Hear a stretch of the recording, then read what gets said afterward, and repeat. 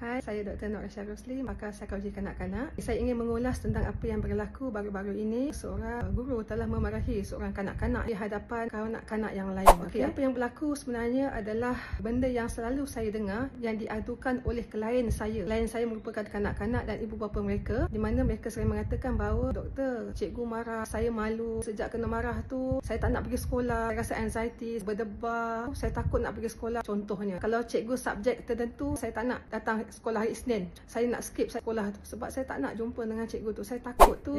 Antara perkara yang berlaku kepada kanak-kanak yang takut dengan sekolah dan takut dengan cikgu-cikgu tertentu. Melihat kepada apa video yang diviralkan, saya melihat dan saya percaya kanak-kanak ini sedang mengalami trauma. Dan kita pun dapat tahu daripada info kanak-kanak ini dah lama pun tak pergi sekolah. Itu menunjukkan bahawa kanak-kanak ini telah mengalami trauma. Bukan saja dia, kanak-kanak yang melihat pun merasa trauma dan takut sebenarnya. Kita sebagai pendidik, sekolah adalah tempat membahagiakan. Kita nak anak-anak kita belajar dalam keadaan selamat dan tenang. Okey, sebenarnya saya buat video ini khusus untuk ditujukan kepada yang saya kasihi, Menteri Pendidikan YB Fazlina Siddiq. YB, saya ada satu permintaan. Dah lama sebenarnya saya nak usulkan kepada pihak KPM, tetapi saya tahu saya adalah seorang insan yang kerdil, mungkin tidak sampai suara hati ini kepada pihak KPM. Jadi dengan adanya isu yang tular ini, saya mengambil kesempatan untuk memberikan satu pandangan saya dalam bidang pendidikan ni. Saya sangat-sangat harapkan agar YB boleh memberikan satu perubahan kepada sistem pendidikan yang mana para guru ini diwajibkan untuk mengikuti